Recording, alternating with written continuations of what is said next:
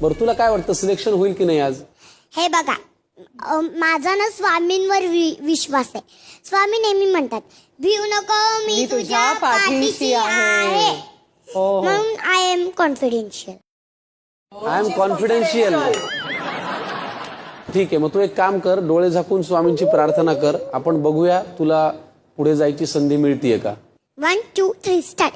निशंग होई रे मना, निर्भय होई रे मना, प्रचंड स्वामी बळपाठीशी नित्य आहे रे मना.